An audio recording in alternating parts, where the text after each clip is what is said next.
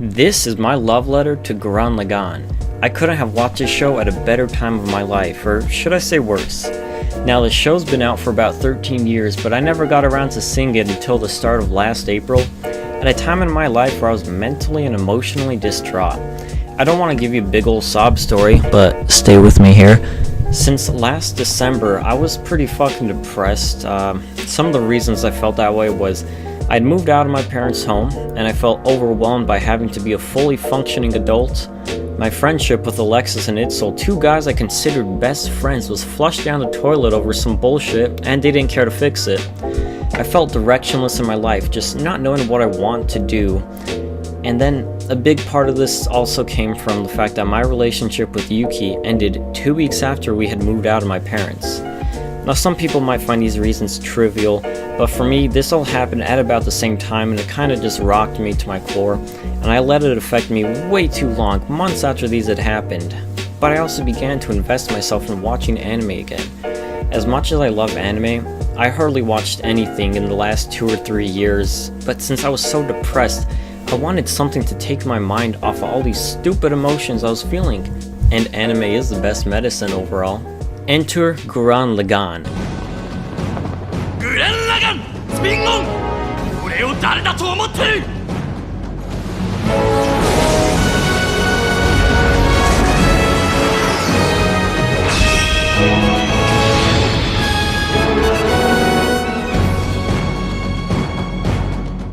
Gurren Laggan is a super robot show, and a good fucking one at that. It's fucking amazing. This show breathes anime. It exudes good feelings and positivity. It is the epitome of anime. You got badass fights. You got manly machismo. You got likable characters. The fan service, the animation, the fight choreography, the homage to past shows it pays tribute to. Oh, and did I mention the over-the-fucking-top fighting scenes?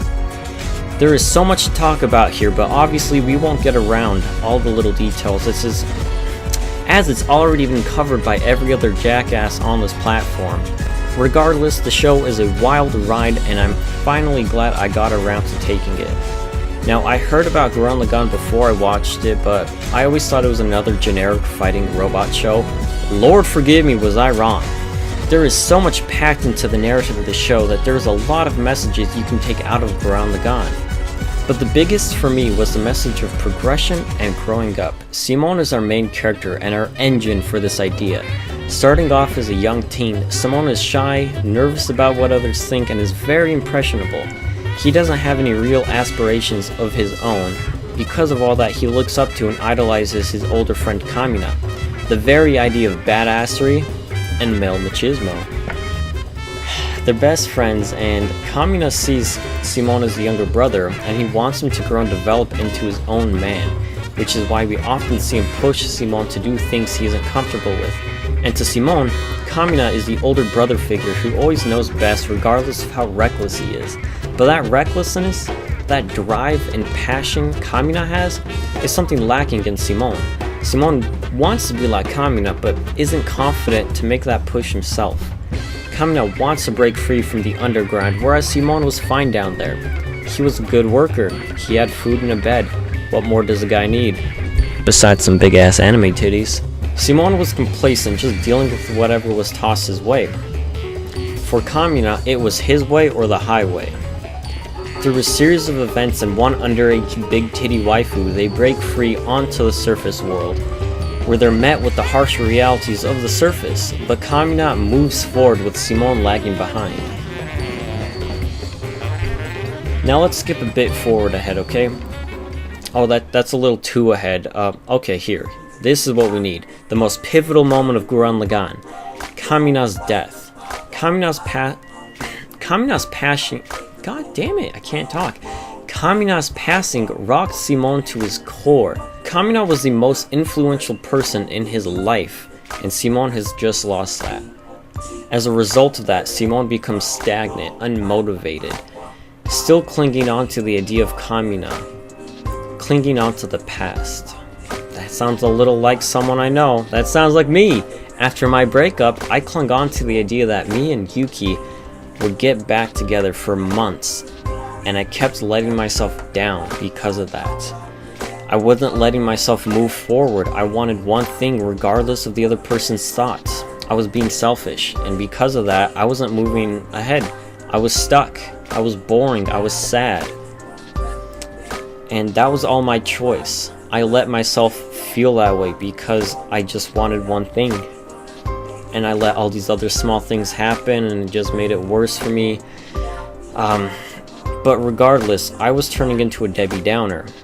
And it was starting to affect negatively my relationships with other people that cared about me, the few people that I still have in my life.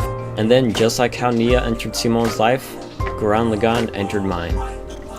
Next to Kamina, Nia was the second most influential person to Simon.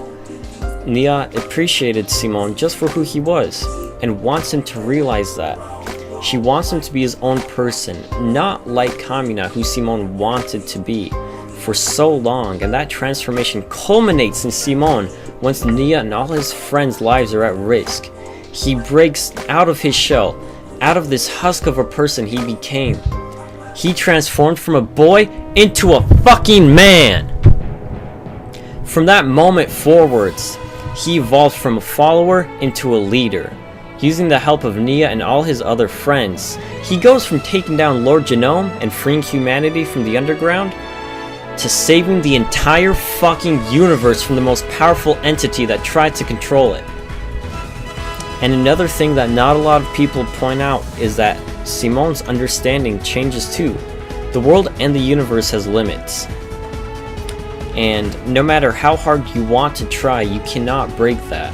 By the end of the show, Simon understands that he cannot become someone as reckless as Kamina. He could ultimately threaten the universe through the dangers of the Spiral Nemesis, nor can he become someone as calculating and cold as Lord Genome, where he risks endangering people's personal freedoms. So he ultimately leaves that up to Rosu.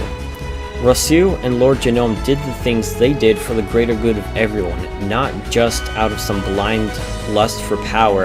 And for that matter, Simon also understands the anti-spirals themselves, because they did the same thing for the greater good of everyone. There are no real villains in Gurren Laggan, just people doing what they think is best for everyone. Simon even grows to be a little taller than Kamina, signifying that he has become more of a man than Kamina himself was.